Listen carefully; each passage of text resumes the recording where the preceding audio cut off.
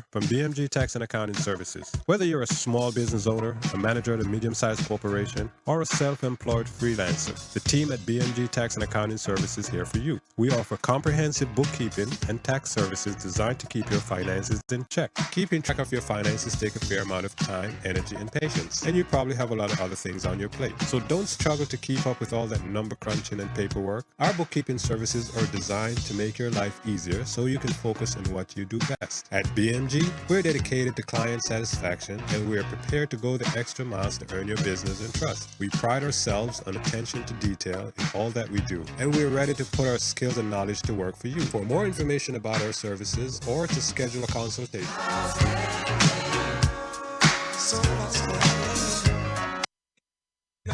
we're living in different worlds.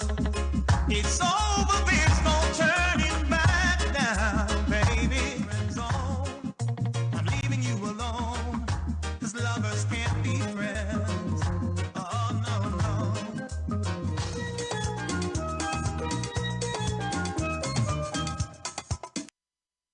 Buyers, homeowners, everyone, the Barrett Group is here to get you the home you need. Selling a home or property? The Barrett Group can be reached at 954-306-8607 to find out how much your home is worth. Buyers, interest rates are at an all-time low. The Barrett Group, 954-306-8607, located at 4977 North State Road 7, Tamarack, Florida. The Barrett Group, South Florida's real estate providers. Thanks, Barrett Group, for your kind sponsorship of this radio station. What a feeling. Whoa, what a feeling. Yeah, what a feeling. Whoa. Hi, this is Julie, and I'm the host of the new show, The Truly Julie Experience. You can catch me every Saturday from 1 to 2 p.m. on Flex FM Radio and also on our website at flexfm.online. That's www.flexxfm.online. Again, that's a Truly Julie Experience coming to you every Saturday from 1 to 2 p.m. You can catch us on all our social media at Flex FM Radio and again on our website at flexfm.online. She look me right in my eye and tell me she this about time. She be very hot, sexy look.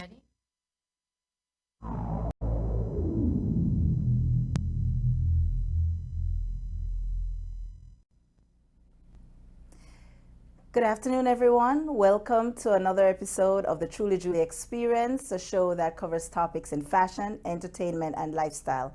I'm your host, Julianne Lee, and again, thank you for joining us for another episode.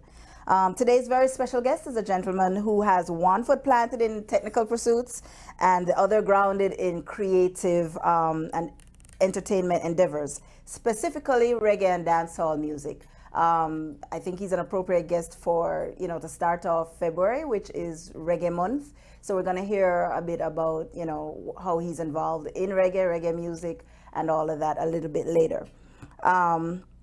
So his name is Tariq Kidu. But before we get into conversation with him, I just have a few house rules. Now, if you have any comments or questions, you can put them in the chat of whatever platform you're watching, whether that's Flex FM Radio, which is on Facebook, or www.flexfm.online. That's our website. So we have chat boxes in either of those platforms. Put your comments and questions there. And if I don't get to it immediately, I will get to it, after the show. Also, I'm going to ask that you like and share the episode because you never know who will be able to get some valuable information from the show. Information and entertainment. Now, to get to our special guest for the day, Tariq is an aviator, motorcyclist, and creative professional who describes himself as a serial entrepreneur. A graduate of the Branson Center of Entrepreneurship, Tariq is a founder of the Back to Basics Motorcycle Safety Mission. In addition, under the business name Zaudi Business Ventures, Tariq continues on creative and entrepreneurial expertise as well. The aim of all his entrepreneurial pursuits is to keep churning out solutions that leverage his expertise as an aviator and creative professional and to trigger meaningful improvements in people's lives. Now, people, I will tell you that with everything this guest is involved in, I think I actually need 2 hours to get through that, but we're going to see what we can get through in 1 hour. All right. So without further ado, Tariq, welcome to the Truly Julie experience. How are you? Well, I'm doing well enough. Wagwan Julie. How are you doing, sir? Wagwan Julie's fans, big up on yourself. Welcome to the Truly Julie experience. Good to have you, man. Thanks for having me. Boy, as I said, I know with your history, everything, and your bio and everything that you've done, I think I need a 2 or 3 hour segment, but I only have an hour, so we'll see what we can get through, all right? So, We'll chat you out for the floor, don't worry. so tell us a little bit about yourself. What got you into this serial entrepreneurship? Is it family? Is it just inquisitive mind? Is it how tell us a little bit about yourself and how you got your start. All right. As a serial entrepreneur, how I got started. Basically, I did a few holiday jobs as a teen. 13, 14, 15 years old, holiday work, summer, Christmas. And what I would find when I started doing the summer job is that every single time, like, let's say you get a 2 week or 3 week summer job. After the first week or two, I would make more money holding on the side Okay. than I could possibly make for the entire summer working a regular 9 to 5. So that was my teenage life overall. That was my experience. So by the time I came to 18 years old, 19 years old, and ready to go into university, I was already making a lot of money on the side. Even from the university I was going, when I went to UTech, I was already getting checks from UTech as an entrepreneur, but going there as a student. So basically, that gave me a little stroke of luck, in terms of, right, basically before me even start look 9 to 5 work, I already earn a little living. So before, you get me? So how did all of that come? Entrepreneurship. How did all of that come about? Did you see family doing it, or were you just around people that were like that, entrepreneurs, business owners, or you just say, you know what, I can't do this 9 to 5 business, I have to do something else? When my father was straight 9 to 5, I can tell you that, and I'm fairly well accomplished in terms of Jamaican society and all of that. He spent a lot of time at the office, and I got to see just how big corporations are run from a very young age. Right. And one of the things that I learned from maybe 7, 8, 9 years old, okay, so you have all this business, everybody comes there and everybody's working there, build the business. That was the question I always asked. Who built the business? Who created this? Who created this lifestyle? And literally from 10, 11 years old, I was saying to myself, okay, what if I could actually create something like this rather than wanting a job? There's no point in my life looking at all the various family experiences. There's no point where I was looking and said, okay, like for example, I always wanted to be a pilot, but I never ever saw myself in a pilot uniform, because you're going to have to work for somebody to do that. You're going to have to work for an airline. You're going to have, from the earliest age, my thinking was, okay, there are businesses, there are hospitals, there are things. How could I own one? How could I create an entire ecosystem that generates income literally from, I can't tell you what point in my life I was thinking differently, honestly. This is just what, my other siblings, they would go 9 to 5 and all that. I was like, nah, man. Oh, you have to be the different one, right? Yeah, well, mark you too, bear in mind, I do work. So like, as 13 years old, I started working for an uncle who did stage designs for Miss Jamaica, Leslie Kiddo, rest in peace. He passed away around 15 years ago. I was earning maybe 300 Jamaican dollars a week. Back in those days, that was quite a bit. No. I mean, literally, I have people who are, I'm paid like a handyman work. So literally, I'm getting the same pay as who paints. There's no privilege, you're learning to paint, hammer nails, mash up your fingers sometimes and all of that. Oh, okay. It wasn't 300, okay. sorry. It was 200 or 250, right? For the entire week. So I started observing just how he ran his little projects and everything there. And as I said, that taught me how to convert creativity into money, just observing that, because I was always drawing from maybe 2, 3 years old, 4 years old. I was always drawing and doing kind of creative stuff. So seeing that, having that experience with the uncle now, opened up that mindset for the design work to say, start using that to create business. Okay, so you're going from, you from you're young, you start with this entrepreneurial spirit, 18, you go college, you do the regular college stuff. So tell us, when did the Branson Center of Entrepreneurship come in? Branson Center is fairly recent. Right now is what now it's 2022. Branson Center experience was 2015. What That was a exactly part what of a whole exactly phase is of my that? life. What exactly is that? Okay, Branson Center is what you would want to call an entrepreneurial accelerator program. It's backed by the billionaire Richard Branson. That's Virgin Airlines, big billionaire. He has one set up in Jamaica and one in South Africa, I believe, and another one in the Eastern Caribbean. And what those centers do is help to guide entrepreneurs at various ages, right, to basically improve their impact on their community, improve the viability of their businesses to change gear. Now, I actually had been in one of the first accelerators just like that in 2002, 2003, right? And I did a whole decade stretch, very successful with the business that came from that. But leading into the whole Brampton experience, I just felt like I wanted to change how I did creativity. I think around 2010, I decided that I didn't just want to have a business um, that did, let's say, for example, graphic design or animation that basically sold raw material, creative product.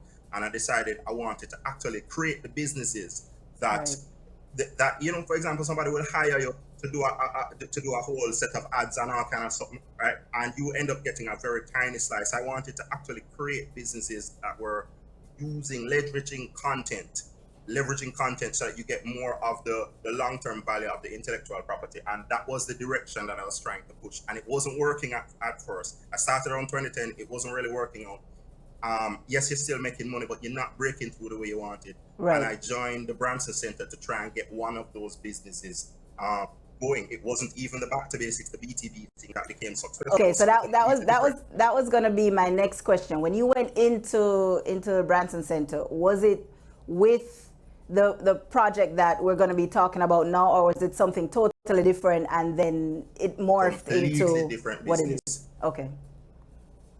Yeah, man, I was going to go into adventure tourism, and I just love to something that mixed aviation and other stuff, right? And they assign a mentor. You're trying to raise capital and all of that. And what happened is, in between two mentorship sessions, the mentor was from Germany. A lady was into financing and helping young entrepreneurs get financing. And in between two mentorship sessions, what happened is somebody gave me a call to do some motorcycle safety training workshops. I'd previously been involved with just like 1 or 2 hour safety presentations. And so somebody basically referred me to the training for a company, for a entity called National Irrigation Commission, which is a government agency that employs maybe 40, 50 motorcyclists. And I went and I did that session. And my attitude was like, you just have to pay me a stipend and all that. The person who hired me looked at me and said, no, like at the end of the workshop, she was like, look, I know you do something else and everything. You just delivered a full professional, extremely effective workshop that transformed all of my employees. I want to pay you a proper check. Now, when I went to my Branson mentor, just telling her what had happened with that, it's like, Tarek, stick a pin. Yes, you're trying to start this other business, but this thing that you're just telling me about and the energy and the fire and passion that you have for it, you really you need to focus this. Don't even feel bad. Because I mean, think about it. You're trying to raise millions of dollars for a completely different kind of business, Why you want to focus on back? That was my attitude, It's like Are you do shifting towards this little thing. so I that mean, I was was like, no. so that was gonna be a question of mine. Your interest in the back to basics and in the motorcycle safety program, is that coming from do you ride, or was it just because you saw it was a Yes, man, business No, man, me a buy, man. I've been riding motorcycles on and off from about 12, 13 years old, on and off. Wasn't really taking it serious. So right through university, occasionally shop on a bike at university. I have cousins who ride, family members who ride locally and overseas. And right in that transition, 2009, 2010, I started taking bikes really seriously. And 2010, I It's like to own one. I had not owned one all along, but me know bike man, powered bike man, go riding and all this stuff. This 2010, I took it really serious. And the safety part of it now, what happened really, my father did hate bike. And I love my father. I was very close to my father. So he hated bike. So yes, I love it, but we never want to buy one because it was like ending for the father. And I was one of those who father wasn't part-time. Like he said, don't touch bike, none at all. But I just constantly felt this pull. So I came to it, but I came to it this attitude like, I want to disappoint my father. I don't want to have to bury me. I don't want to have to bury me. And that was a very important thing. So I took it seriously, using knowledge I gained through aviation, and I applied that, and I shared it out with my friends, and I found that it was very effective as an approach among my friends and our peer group. And then somewhere in that, you get to realize that the fatality rate outside our friend group, which was around 20 motorcyclists, right? We just didn't have the same level of crashes. We didn't have nothing. Like you could see how it had an impact even on the 17 or 18-year-old who came to ride with us. The fact that we conducted ourselves a certain way, we carried a certain way. So right. That approach overall led to me doing safety presentations, and those safety presentations became me actually doing motorcycle safety workshops. That have been extremely effective. So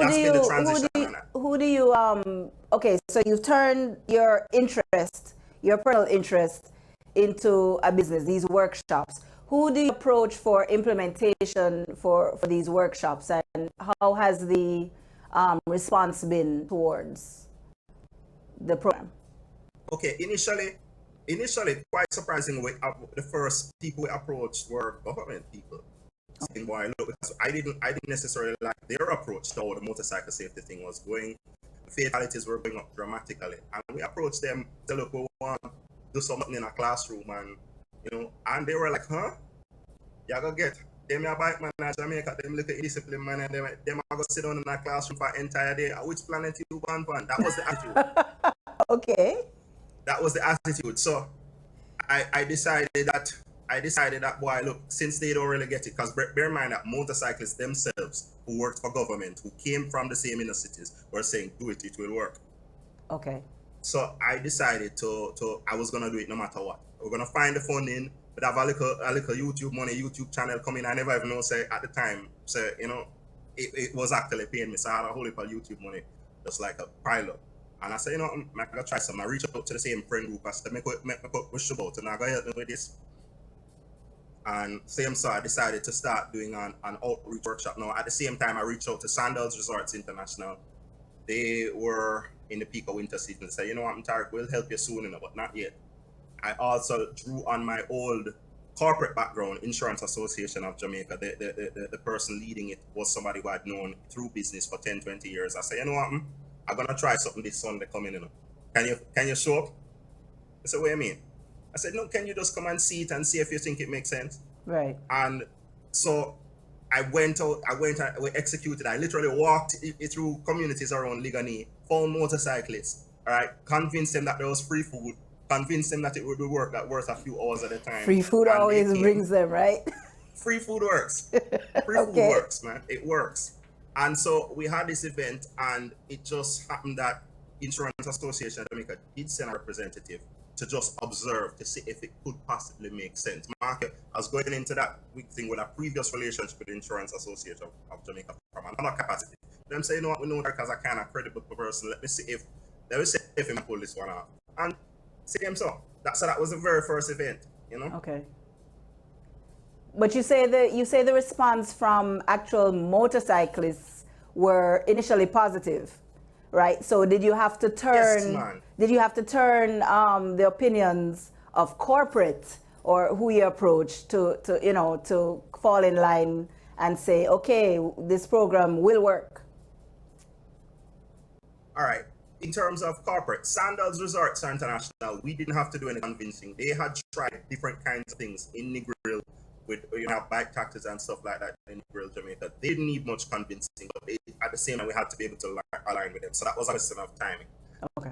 But just about all other corporate support, I found it naturally fit into two categories. The kind of people who look and could see it and were already convinced that something like this made a lot of sense, like in their heart they knew it, and they're the kind of people who were skeptical. When we started executing meeting in Westmoreland and just doing outreach right off the bat. Red Stripe, well, Celebration Brands, which is the distribution company for Red Stripe. Everybody know Red Stripe here, right? Right. They contacted us, so we didn't have to hunt them down. They saw us in the media, and them said, look, if this thing look as effective as it is, let us try it, because they have 65 motorcyclists who are the backbone of Red Stripe right across Jamaica, driving around 160 million US worth of sales. 65 bike man, quote unquote, driving that level of sales. And they reached out to us and they invited us to do safety training for their workshops. Now, the truth be told, if I'm to say, to a large extent, a lot of the government officials in Jamaica took the attitude of the skeptical, quite frankly. While the corporate entities, especially those that actually had riders on staff and had them in a high value way, critical as a part of how the companies earn, they were like, yo, make a try. So that's been the world for us. So there are some corporate people that you can't convince. There are some who are convinced before you walk into the door. We'll work with them, stay close to them. Okay. So my next question now is, I know you started this endeavor and this has been implemented in Jamaica. Now, somewhere along the line after implementation, you picked up and you went Cayman and you're actually there now. How easy is it with the whole implementation when you're, in another country, and is it implemented in Cayman as yet? Well, let me start with the last question. Is it implemented in Cayman? When I initially came here and I did my assessments, I found that, first of all, Cayman is basically a first world country. And that basically taught me that a lot of the issues that I was able to identify and solve, they are developing country issues. Cayman is a very small population. Statistically, they have more motorcycle injuries and fatalities than Jamaica. But when you really add it up, that amounts to only 3 or 4 riders per year crashing, because their population is so small. So there hasn't been much opportunity for me to bring business, the BTB as a business, to Cayman. I mostly come to Cayman for personal reasons. Food is one of the good things in life, but there's also love and romance as other things that influence people. So basically, coming to Cayman was a personal thing.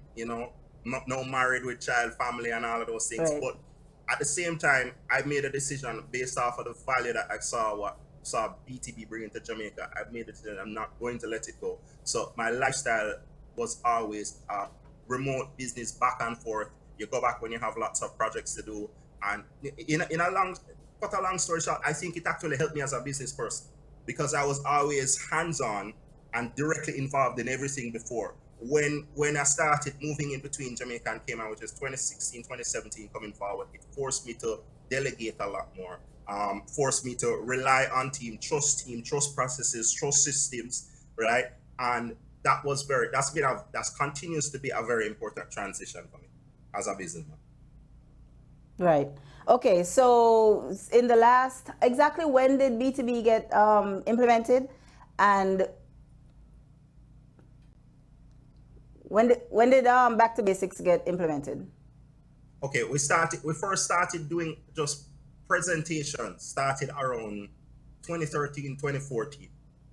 Outreach workshops, the first time we did an outreach workshop was 2016, right? And we started doing corporate in the same year as well, right? 2016 to 2017, we were most formally established. Like, you could look on the annual stats for Jamaica and see that there was a notable dip. Anytime we were in the field, people were like, yo, I don't know what kind of food or magic we have working, but it had an effect on riders and on the riding communities.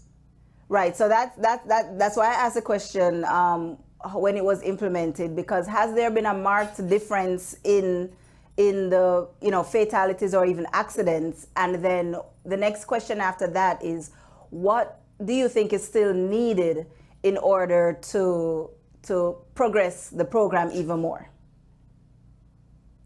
All right. Numbers have all the truth and all the answers to what you said a while ago. Numbers. I'm glad you asked that question. In terms of outreach, all right, let me start with the good. Corporate. Red Stripe Celebration Brands, they used to have 16 to 20 crashes per year with their riders. In 2020, that went down to only around 2. Okay. right? I think it's one or two. Two incidents, only one caused a rider to have to miss a day of work, which is the measure. So if I have an incident Okay. causes you to miss a day of work, that's when they call it a LTI by corporate standards, right? So there was only one in 2020. 2021, there were none. There were Okay. none. So corporate impact has been profound, and this is with 4 million kilometers written. It's not small numbers. On the outreach side, what we found is that sorry to cut you, but does B2B only is it geared only towards corporate, or can private riders, like people who just want to learn motorcycle safety, can they come to you? Do you offer programs, workshops to them also? well, what we do, if it is that you want to learn to ride, we actually have one of our team members who focuses on that specifically. So if you want to learn as ride as an individual, BTP focus on large group activities and the the tools that you need to do cultural transformation. So we have corporate, which is large group for corporate. But we also, what we realize as a matter of conscience is that most of the riders in Jamaica could not possibly afford our services if it's to take cash out of the pocket. It's not cheap. And so that's largely why we developed the outreach training model, which is free, which is basically a freemium model, just like Google. You have corporate sponsors, etc., and you go into the field, and it's actually free or close to free for the riders. That's what we started doing in 2016. So it's Sandals Funding, it's Insurance Association of Jamaica, right? It's other people who have a vested interest in making sure that it works. So by that model, we were able to go into the field. Now, in terms of impact, what is interesting is that 2016 and 2017 were extremely effective in terms of that, seeing that number impact in terms of the national numbers.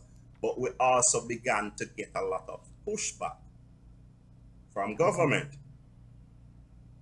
So while we see this massive reduction in the corporate clientele, after 2017, we actually had to suspend this free service, the free training that was for the people who were from a certain demographic, the poorer riders, easily accessible to the public, everyone, regardless of what's in your wallet.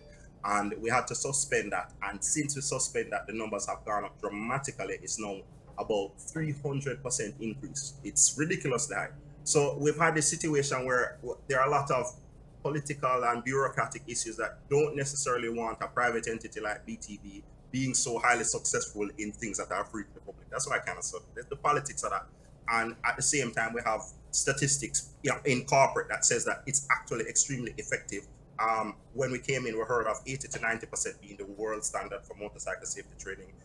People might have heard of MSF. So when we hit 93.7% reduction, which is better than world standard, we realize that we have an excellent homegrown product that actually delivers results far beyond expectations. But we say, the usual thing with Jamaican and politics touch everything, them just want to twist it. So we just have to wait until the political system wake up, Okay, because my next question was going to be, what is the biggest one or two things that you would like to see happen to the B2B program, as far as implementation, in the next, say, before the next 6 to 12 months? Wow, the next 6 to 12 months, that's a big question. Where we're at right now is that a lot of what we've learned isn't just applicable for Jamaica. It is applicable for any developing country. So I really want us to begin to take some of what we've learned. It's like Burger King testing a nice burger in one little market and finding that it's effective. We want to find ways to carry it to whether it's other small islands. We've reached out to counterparts in Africa, throughout the African continent, right? And we want to see where we can add value. Where we have 35, 40, 50 motorcyclists in a company, they have 700, 1,000 in one company, Okay. even 1,500, 2,000 in one company. So if we have 93% success testing in Jamaica, we'd love to see right across the developing world some of the same things that we've learned, which are profoundly different from first world issues, quite frankly, right? Where I'd want to see them enough countries. That's where we want to go right now. We want to become a multinational in terms of the value. For me, a key thing I've mentioned in the start of this is that B2B is a social enterprise. Okay. So what matters first is the social impact, and then you earn you earn profits after that, not the other way around. So I'm not gonna make it. There's no decision, and no decision that we would take that's gonna put money over The safety. social impact, short term, medium, long term. So I want to see that in the same way we've become that for Jamaica and become recognized and representing that for Jamaica when it comes to masters of motorcycle safety. I want to see that same kind of approach, right? Statistically fact-based approaches applied right across the Caribbean, right across the developing world. Okay. So if people want to get in touch with you in order to, implement a program like this, how do they get in touch with you? Easiest place, website, btbmission.org. I'm sorry, Yes, say that we're again. also on the Say- Facebook page. Say that again. www.btbmission.org. We have our Instagram page as well, which is at BTB Mission. We have Facebook as well at BTB Mission. Easiest place. Okay. So thank you for talking about B2B Mission. We're going to come back after this commercial break because we have to pay some bills. And then we're going to go into your creative side of Tariq Zawadi Kidu. All right. And talk about another one of the successful brands that he's built. So see you in a couple minutes.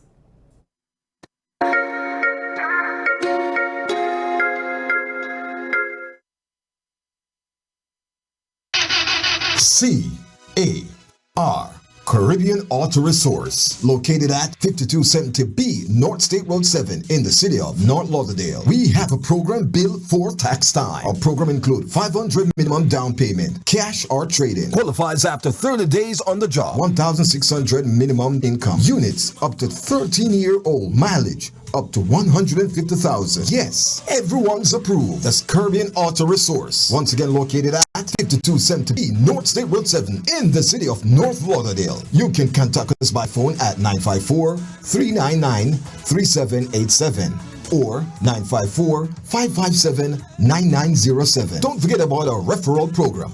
Refer a friend and earn from $50 up to $200. Yes, it's true. I ask these questions a lot of times, so if you have been wondering, yes, we finance people who don't have a driver's license. Beacon score does not matter. One of my dealer closed a deal on the 383 Beacon. Good credit, bad credit, any credit, you're approved. Don't ask me how they do it. Just know that it's done. It's Caribbean Auto Resource. Call them today and you'll be driving in minutes. It's time to stop dreaming and start driving. Out of my dreams, get into my car. It's that time of year. It's tax time. Do you know where to get your taxes done? Don't worry. Blair's Management Tax and Accounting Services is the place for you. This is Nigel Blair. With over 26 years of experience in the tax and accounting field, we have what it takes to prepare your taxes the right way and to make sure you take advantages of all your tax deduction and all your tax credits and get you back the maximum amount of refunds possible. So don't delay. Call us today at 954-934-5700. That's 954-934-5700.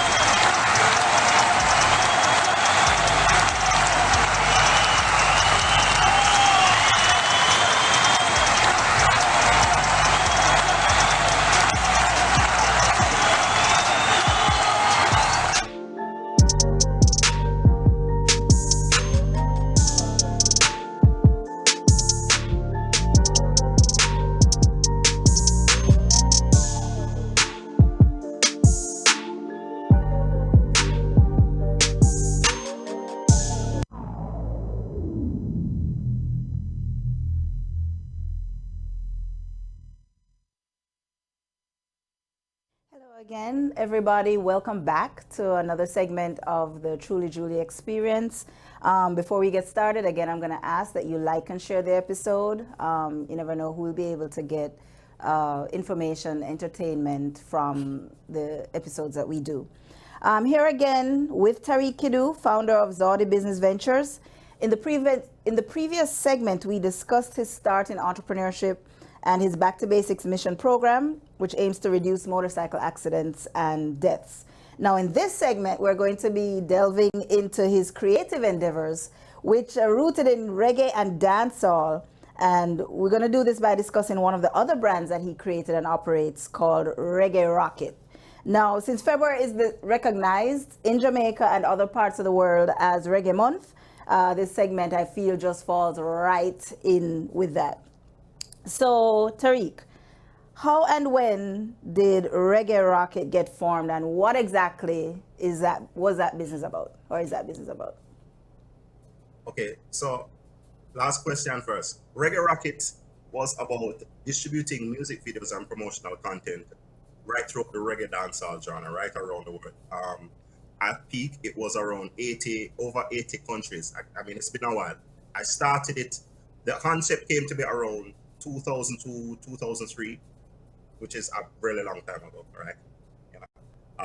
And how it came to me was basically I was editing music videos as a very, very well-known in terms of doing party ads, the Daydream, ATI, all of these big events that people know and basically run party scene now. I was very close to a lot of the promoters, as close to the entertainment scene in general, and editing a lot of music videos. I don't remember if people remember like Anger Management, Medley. There's a whole heap of stuff happening, and dealing with a lot of artists at various levels, both established and new. And it occurred to me that people would spend a ton of money on music videos, and then as soon as the music video is done and there's a tape, there's a cassette, and everybody comes and says, but hold on, how do I get it to the stations? And it was a problem that faced every single new artist, and most even established artists like your Cecile, and I mean, Cecile was probably what I Octane. They were fairly established artists at the time who still had difficulty doing it. So I began the process to build a network, both electronic and physical, right? That was powerful as far as getting it all around the world, getting videos. So artists could bring me a video and bring a copy of the video, fill out some paperwork, giving me legal rights to distribute it according to certain, the legal details, etc. And I would get it out to more stations in a space of a week or two than any one artist could easily do. So I did that, started small, maybe just 21 stations, and by the time you check it, in terms of, I think the total was 125 stations in 80 countries at peak. You started small. You started small at 21 stations. Okay, all right. Yeah, no, 21 stations is small, man. Okay. 21 stations is 75% in Jamaica alone. Okay, all right. 75% of that. So 18 of them is Jamaica had station almost in every parish. I think of St. Thomas alone, and that's only because I didn't get the link to St. Thomas. Every other parish had it. So, yeah, and some parishes had 3 stations. Okay, so who are some of the artists that you did distribution for, or their videos, or you? It sounded like you were not just distribution, but you were actually involved in the hands-on process of making some of these videos also? Yes, I was editing lots of music videos. Sorry, that chop on our life, Oh, your assistant? That's one of your assistants? Yes. He is distressed. He'd love to come join Daddy in the interview. Oh, okay. No problem. Sorry about that. But yeah, the boss has spoken. I hope he doesn't insist that he wants to join. Right? Young boss. But yeah, so you were asking some of the artists I have done, well, distribution first or editing. Which one you want? The whole shebang. Anyone? All right, so editing, so rough. I'm going to just read that list now. Artists that I've worked with, that Reggae Rocket I've worked with.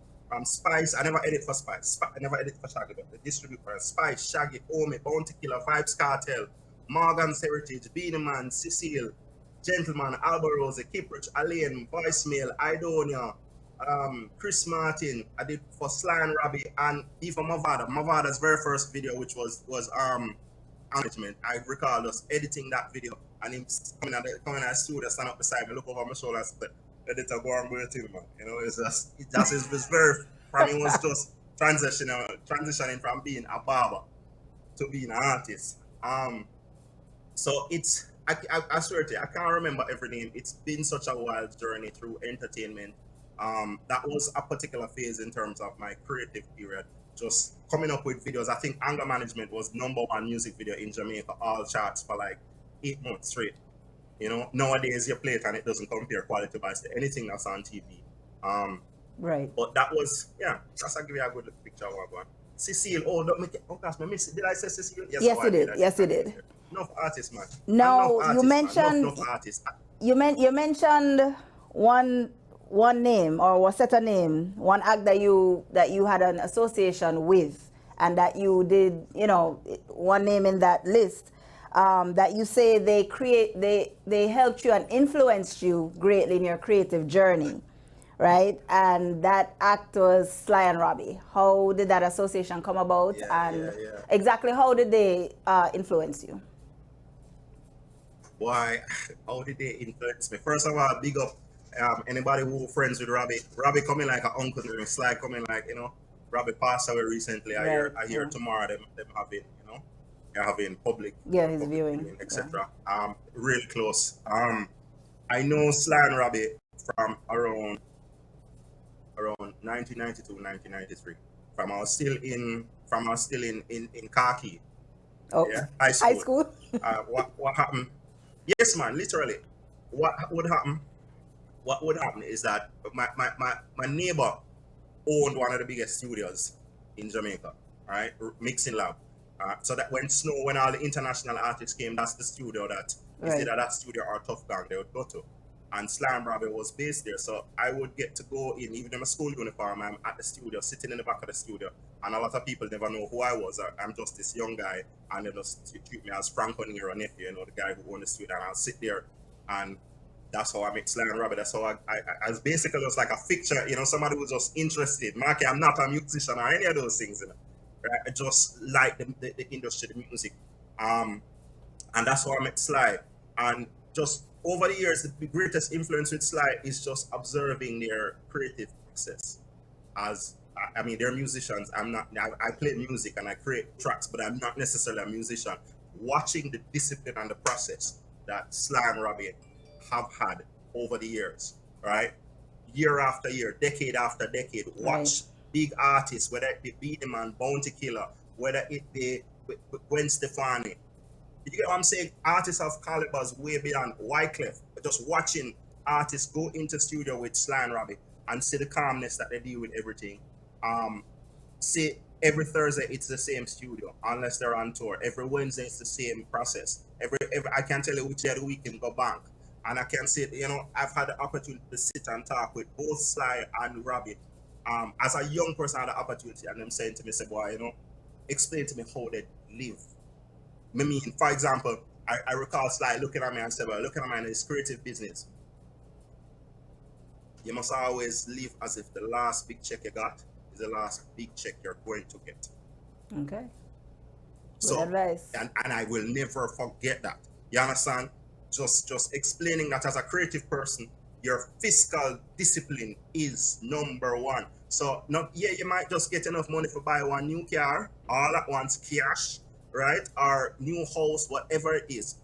But that might be it for a very long time. So always, with Sly, when it comes to financial management, Sly explaining to me, it's all about having a pattern of life so that you don't have to stress yourself and worry about how you're going to put food on the table. I mean, it's hard to get to that point, but that is the point you want to get to from an early age. You want to get to the point where you're not constantly feasting every time you get a big check. No frightened business. I see Sly them collect a check. I don't know if I can call the figure, but it can buy big house. And when I see Sly, no change at all in him lifestyle, nothing at all.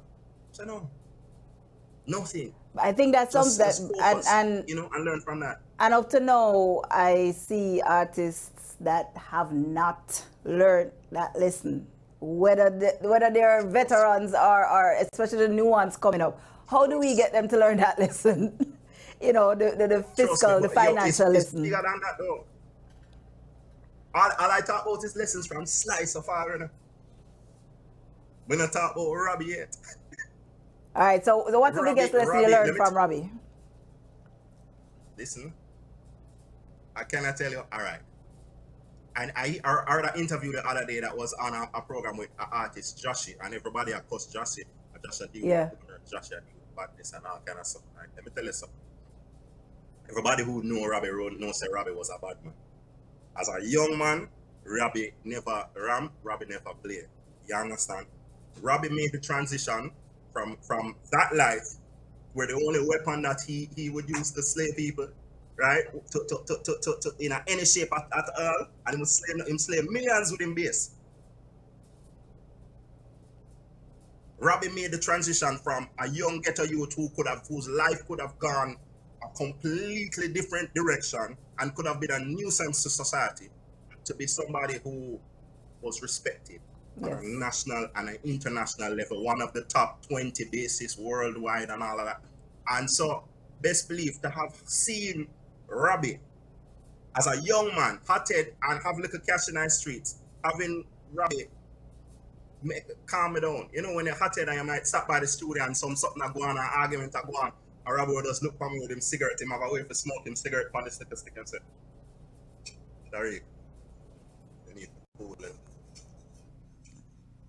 You need to cool. You know? Oh, so he told right? you, I thought you had to calm down. Yo, man, listen, Robbie, and anybody, when you hear Bounty, when you hear Rodney Price Bounty I talk about Robbie, you know the voice of Robbie me I talk about, you know. Robbie is not a man who, it's like how we talky and one bag. That's not Robbie. Robbie just lead on, and you see the same way he just touch the base and go, doom, doom, doom, doom. That is how he talk to you. It's not no long talking. He will come and say one thing to you, and the one thing that it just resonate. So when you feel like you're the baddest thing in the world or whatever else, Robbie come to you and say, yo, sorry. A simple example. I remember managing Raz and Biggie when they were big disc jocks at the time, and I kind of take in a one summer, I basically blow them up and we're on the road hard with them. There was a point when we and them cussing and we in an argument. And Robbie sat down here, me cussing on the phone, and hear me and Rory, big up Rory. Today's Rory birthday. Rory's Slan Robbie engineer. Today's his birthday. Big him up. And brother too. And Robbie heard me cussing and carrying, and Robbie said, look here. How long you know them, man? What do you mean? I know them from them in a khaki too. Yeah, and them coming out, and me come out of khaki long since them younger than me. So you're not my friend, you know. You're not my family. I say, y'all gonna argue now in an argument and nothing. At the end of the day, you must remember, say, we're not friend, find that back. Okay. You understand? It's just, you understand why Sly and Robbie as a partnership has worked long, because they understand the importance of going back to zero, going back to ground, going back to where you come from. Never forget where you come from on an emotional level. Oh, and next big lesson from Robbie. We did talk about romance as young man. And you know, so every young man in Jamaica say, boy, no man can rule me, no man. You know? Yeah, man. Listen, man, we in a studio and we are talking. I say, no man can't. What you mean, man? Yo, you can't make it. Yo, yeah, one bag of everybody hype in the studio, you know. I'll be looking and say, look, you know, man. You know me, born and grow. I'll tell you something. Right? Not care the baddest a bad man.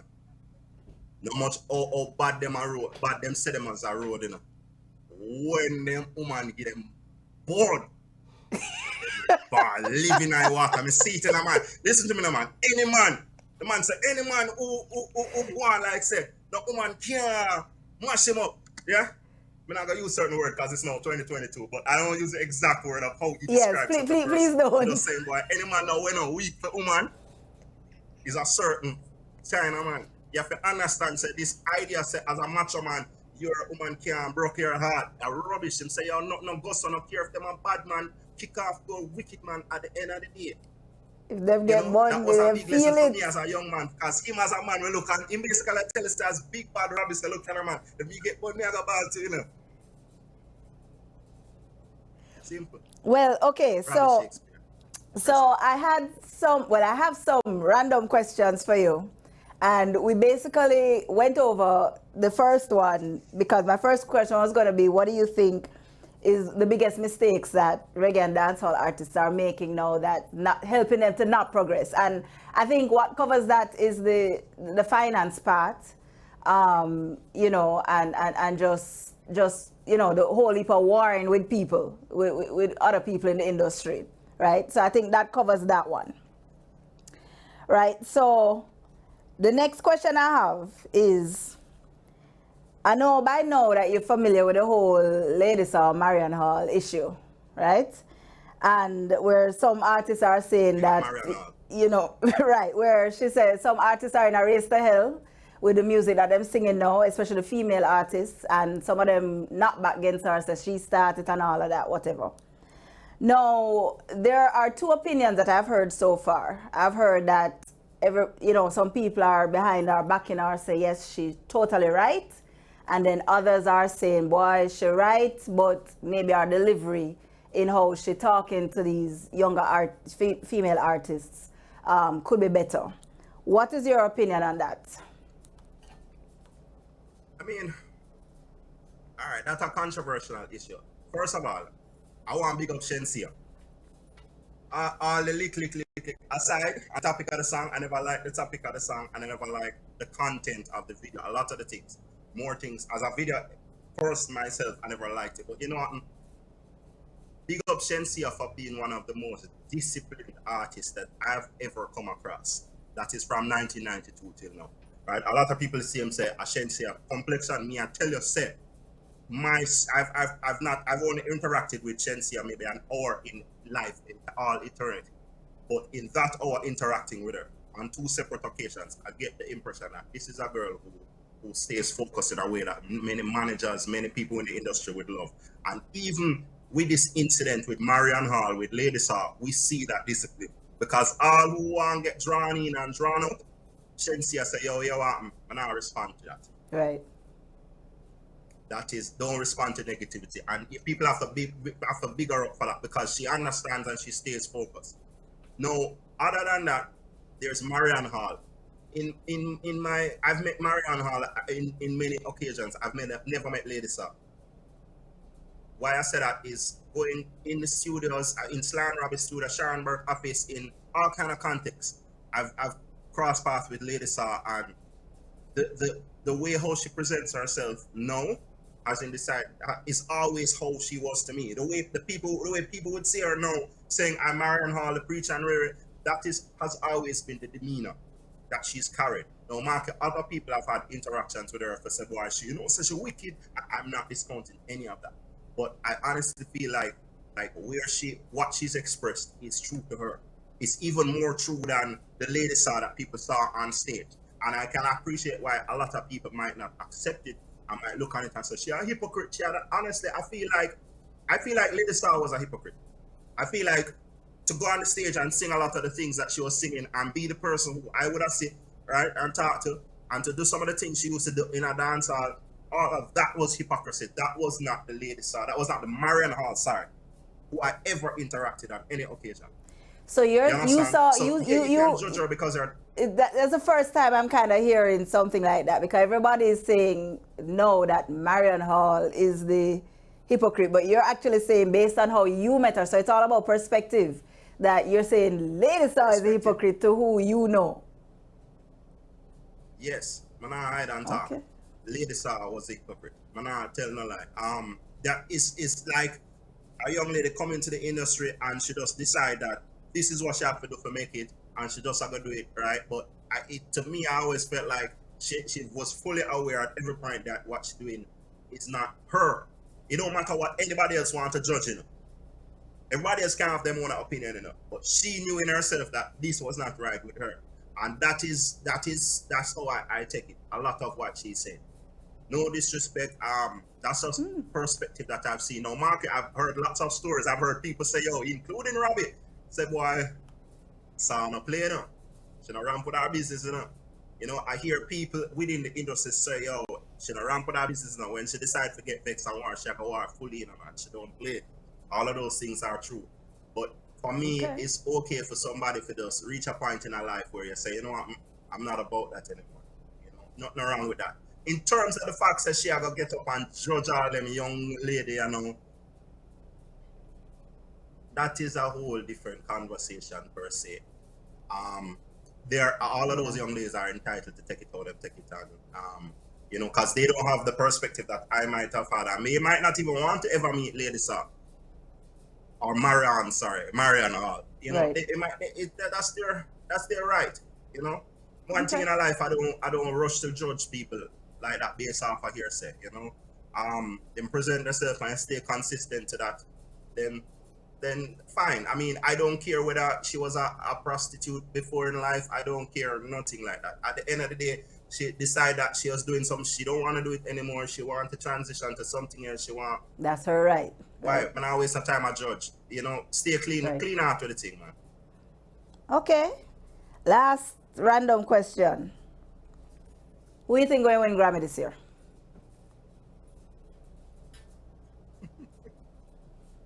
Why you're broadside me? We don't want to. You know, so I don't.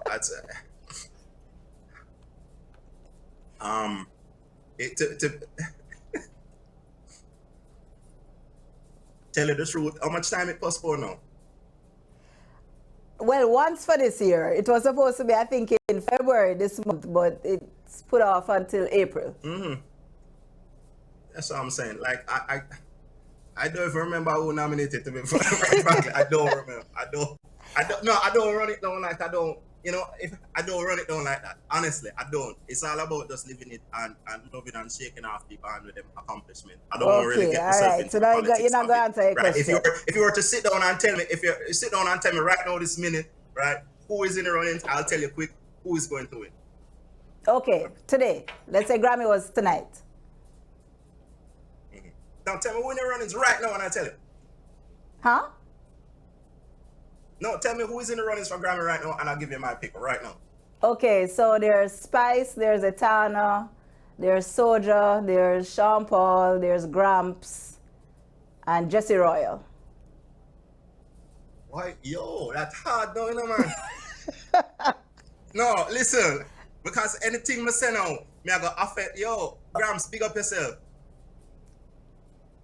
Oh. Why you don't answer the question? All right, really putting you on the spot. No. All right. Let me tell you who I want to win it. I want Spice to win it.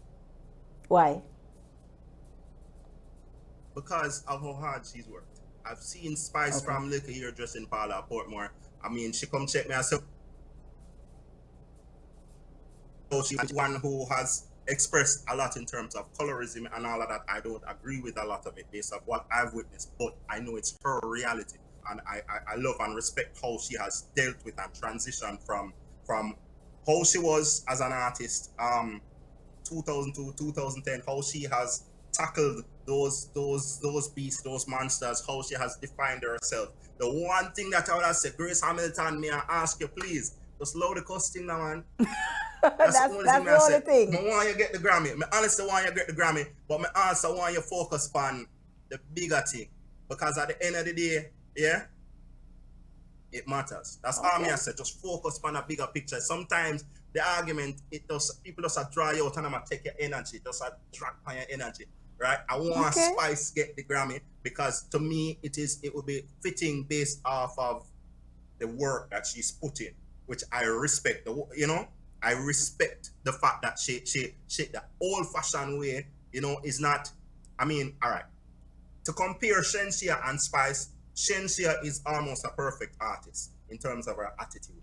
Spice is not. Spice is, because she's a stubborn person. I'm stubborn too. So I look and say, it takes one to know one. Right. She's very stubborn, and she's opinionated and all that. It's very difficult for her to manage.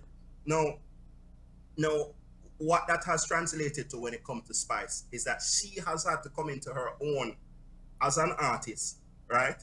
And take leadership in her own management and get the direction, carve it how she wanted. You understand? That is a harder road than working with somebody like Shensia, who's just disciplined, show respect for Romy's position as our manager, and we just work with the system. If Romy's calls Shensia tomorrow and say, yo, what, we're gonna do the thing with Marianne Hall, we're gonna do a gospel with Marianne Hall tomorrow, right? Best believe, even if in her heart she don't want to do it before, right? Shensia has the discipline to realize if the manager and her team make the calculation, go and do it. Okay. We're going to do it. You understand? Spice, on the other hand, is somebody who is gonna fight. She wants to do it her way and all of that.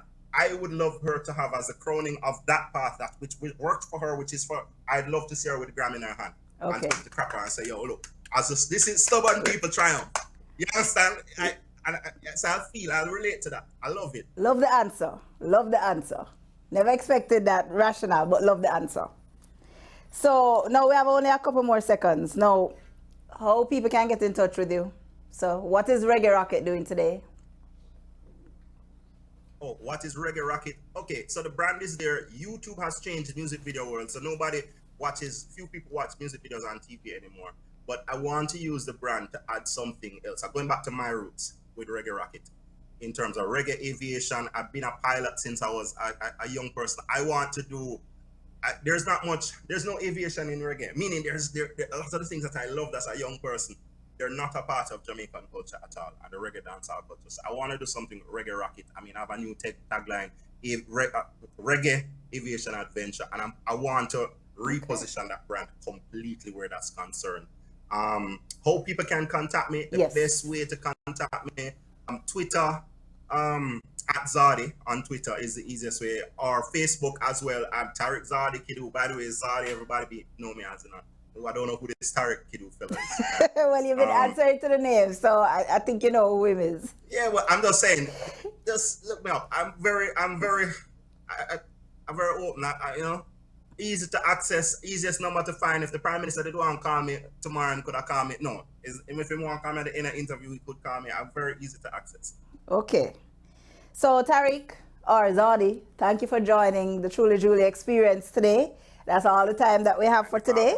So I appreciate you spending an hour of your time and telling us a bit about what's going on with you, B2B, Reggae Rocket, and wish you success in all your current and future endeavors. All right? So folks. Thanks for having me and wish you all the best too. All right, thank you. Folks, that's all the time we have for today's show. I want to see you back here next week again at 1 p.m. for another episode of the Truly Julie Experience. Stick and stay with us with Flex FM so you can see the next show that we have coming up, which is Caribbean Blend with Lisa L. Until next week, have a safe day and enjoy the rest of your weekend. All right, bye-bye.